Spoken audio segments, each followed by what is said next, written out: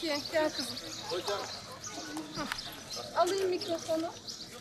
Ya Rabbi, ey merhametlilerin en merhametlisi olan Allah'ım, hamd ancak ve ancak sanadır. Selamların en güzeli senin Habibin Muhammed Mustafa'ya, ailesine, arkadaşlarına ve dostlarınadır. Ve selamların en güzeli ümmetin onurunu dimdik ayakta tutan ve asrın Bedir aslanları olan Gazze halkınadır. Artık İslam ümmeti, ümmet diye bir kavramdan bahsetmek bile yani rahatsız edici duruma gelmiş. Gazze'de belki tarihi görülmemiş bir katliam, bir soykırım yapılıyor. Çünkü çoluk, çocuk, kadın, yaşlı, okul, hastane demeden her şey dümdüz gidiyor İsrail. Ne insanlığı tanıyor, ne kanunu tanıyor, ne hukuku tanıyor. Ve biz bir mübarek Ramazan ayını geride bıraktık. Bu mübarek Ramazan ayında ateşkes sağlanmıştı. İsrail ne yaptı? Ramazan bayramı kutsal bir aydır. Biz de onların kutsal günlerine saygı duyuyoruz. Hristiyanların olsun, Yahudileri olsun. Bütün dünyada bu günlerde savaş olmaz. Savaşa son verilir bu mübarek günlerde. Müslümanların en kutsal ayı Ramazan ayında ateşkes sağlanmasına rağmen İsrail ateşkesi bozdu ve mübarek Ramazan ayında Müslümanları katletmeye başladı. Bu bilinçli bir hareket. Yani sizin işte en bilinçli olduğunuz, en duyarlı olduğunuz ayda bile ben sizin kanınızı akıtırım, çoluk çocuğunuzu öldürürüm. Eğer insansanız çıkın karşıma diyor ya. Ve bu hakareti yaptı. Yani açık açık Batı'da, İsrail'de Müslümanlara hakaret ediyor. Affedersin Müslümanların yüzüne tükürüyor. Affedersin Müslümanların sözde inançlarına hakaret ediyor İsrail. Açık bu. Ama yine dedim ki 2 milyar artı Müslüman mı diyelim, ne diyelim yani işte bir alışılmış bir kelime Orta Doğu diyelim yani. 2 milyardan çıt yok. Çıt yok. Ses yok. Sada yok. Hatta onun da ötesinde bu nasıl insanlıktır? Bütün peygamberler ve bütün semavi kitaplar hepsi insanlığa hitaben gönderilmiş. Müminlere değil, insanlığa hitaben gönderilmiş. Resul-i Ekrem Aleyhisselam geldiği zaman bir tek kendisi mümindi. Başka bir Müslüman yoktu. Kur'an-ı Kerim ayeti nazil olduğu zaman da öyle. Yani insanlığa hitap ediyor İslam. İnsanlığa hitap ediyor. Peki bu insanlık nerede? Hadi Batı'da yok diyelim. Hani biz diyoruz ki onlar Hristiyan, Yahudi. Ama insanlık nerede? Bu 2 milyarın insanlığı nerede? Bu katliamlar yapılırken. O Gazze'li masumların hakkını korumak için başka bir yol lazım. O yolda fiili müdahaledir. Hazreti Peygamber Aleyhisselam buyurmuyor mu? Birini bir kötülük gördüğünüz zaman elinizle yani kaba kuvvetle men edeceksiniz. Bu birinci sıra bu. İsrail bundan başka bir şey anlamıyor. Laftan anlamıyor. 1,5 yıldır bütün dünya bağırıyor. Sadece Orta Doğu insanları değil, Batı'da da Hristiyan, Yahudisi İsrail'de bağırıyor. Olmuyor.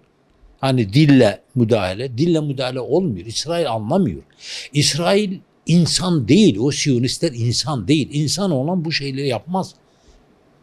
Hastanedeki bebeği bombalamaz bir insan ya. Bir ilkokuldaki 7-8 yaşlarındaki çocuğu bombalamaz bir insan ya. İnsan olan. İnancı bir tarafa bırak. Yapmaz. Ama bunun hepsini yapıyor. İnsan olan başkasının inancına saygı duyar. Dolayısıyla bakın İsrail'in yaptıkları insanlıkla bir alakası yok. Bütün Batı da onun affedersiniz köpeği olmuş. İşte Amerika'yı görüyoruz ya. Köpek gibi onun önünde havlıyor Batı'ya. Ama bizim en stratejik müttefiklerimiz onlar. İçli dışı olduğumuz insanlar onlar. Beraber hareket ettiklerimiz onlar. Böyle bir Müslümanlık olmaz. Müslümansak şartını şurutunu yerine getireceğiz. Bireysel olarak içi yanan Müslümanlar var ama onda ellerinde bir şey gelmiyor. Bu bireysel bir hareket bir şey değil bu. Bu devletler arası ilişkilerle halledilebilecek bir meseledir. 50 ülke 60 ülke nerede? Yok ortalıkta yok yani. Artık biz bu konuları da konuşmaktan da bıktık, usandık. Çünkü karşımızda kabile hitap bir kesim, bir toplum, bir yönetim, bir devlet bulamıyoruz. Allah o masumların yardımcısı olsun. Ne diyelim yani? Allah bize şuur versin, bilinç versin, hassasiyet versin, iman versin bize. Ey Allah'ım, gücümün zayıflığını, çaresizliğimi ve insanlar arasında horlanmamı sana şikayet ediyorum. Artık İslam ümmeti, ümmet diye bir kavramdan bahsetmek bile yani rahatsız edici duruma gelmiş. Gazze'de belki tarihi görülmemiş bir katliam, bir soykırım yapılıyor. Çünkü çoluk, çocuk, kadın, yaşlı, okul, hastane demeden her şey dümdüz gidiyor İsrail. Ne insanlığı tanıyor, ne kanunu tanıyor, ne hukuku tanıyor. Ve biz bir mübarek Ramazan ayını geride bıraktık. Bu mübarek Ramazan ayında ateşkes sağlanmıştı.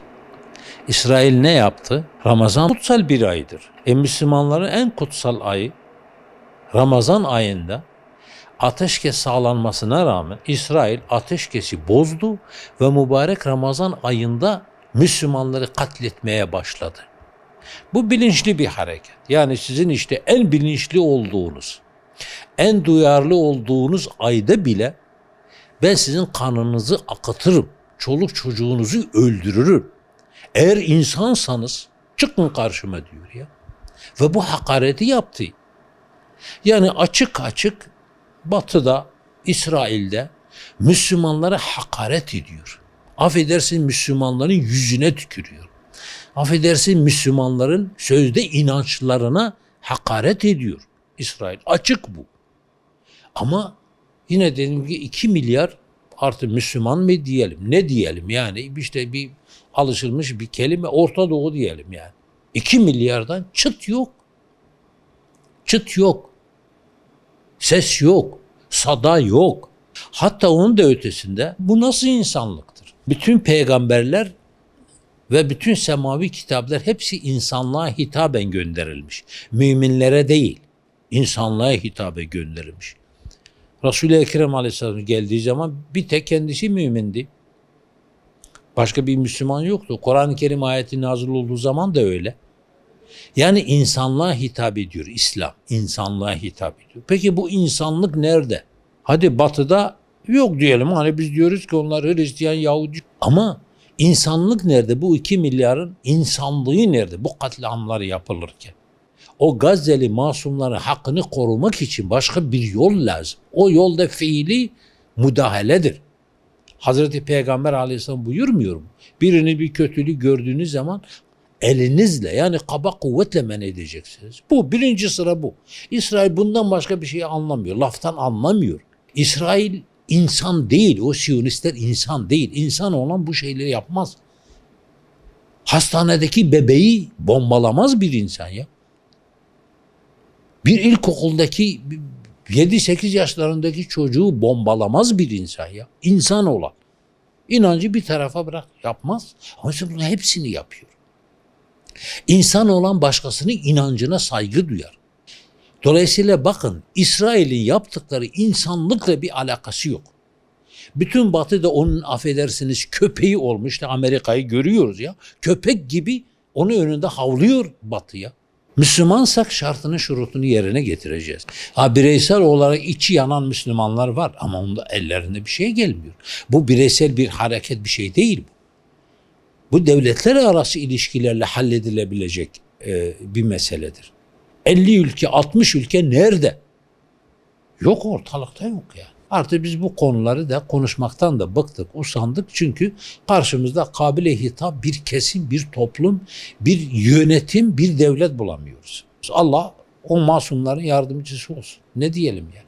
Allah bize şuur versin, bilinç versin, hassasiyet versin, iman versin bize.